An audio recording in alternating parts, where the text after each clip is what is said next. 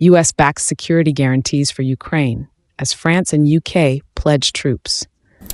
And Ukraine's allies, UK and France, have agreed to set up powerful security guarantees designed to secure a lasting peace if truce is achieved. Now, the coalition of the willing representatives from 35 countries, they committed a US-led monitoring mission and a multinational European force to be deployed once a ceasefire with Russia is reached. After finalizing the commitments, French President Macron, British Prime Minister Starmer and Ukrainian President Zelensky, they signed a declaration of intent. President Macron confirmed that France is ready to send thousands of soldiers as a force of reassurance, while the UK and France plan to build military hubs across Ukraine. The United States has backed security guarantees for Ukraine, including leading a truce monitoring mechanism, as France and the United Kingdom pledged to deploy forces to Ukrainian territory if a ceasefire is reached with Russia.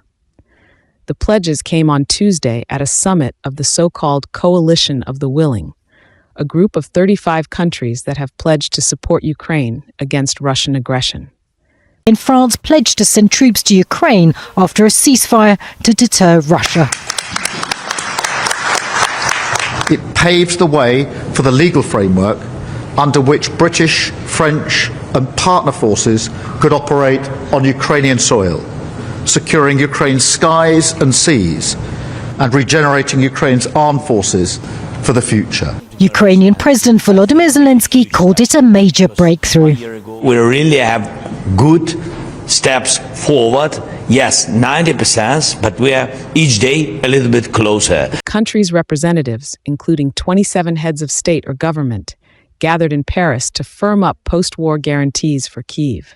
Russia annexed the Ukrainian Crimean Peninsula in 2014 and launched a full-scale invasion of Ukraine in 2022. French President Emmanuel Macron said the robust guarantees would see the U.S. lead a truce monitoring mechanism with European participation, alongside the deployment of a multinational European force. Which have agreed meant to deter any further attacks on Ukraine. Those security protocols are meant to A, deter any attacks, any further attacks in Ukraine, and B, if there are any attacks, they're meant to defend, and they will do both. They are as strong as anyone has ever seen. The President does not back down from his commitments. He is strong for the country of Ukraine and for a peace deal, and we will be there. Witkoff, who has led talks with Russia, said that Trump strongly stands behind security protocols and that the guarantees are important so that the people of Ukraine know that when this ends, it ends forever.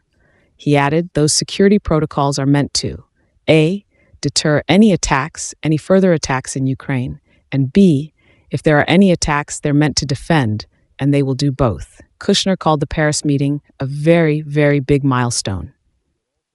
He said that if Ukrainians were to make a final deal, they have to know that after a deal they are secure, they have, obviously, a robust deterrence, and there's real backstops to make sure that this Russian attack will not happen again. The final, most explosive sticking point. While expressing satisfaction over the outcome, Zelensky said that the most significant issue that still needs to be resolved was the territorial question, referring to Russia's demands that Ukraine give up its eastern Donbas region. Currently, 20% is held by Russia.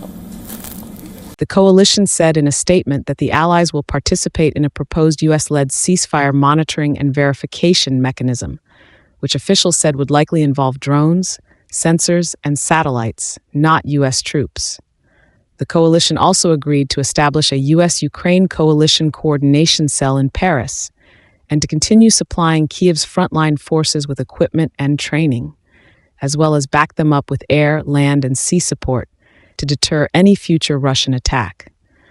According to the statement, the post-ceasefire architecture would also include beefing up Ukraine's war-battered army, including by replenishing its weapons stocks, so it could act as the country's front-line deterrence against a resumption of fighting. CB News, bringing you World News Update. Thank you for watching.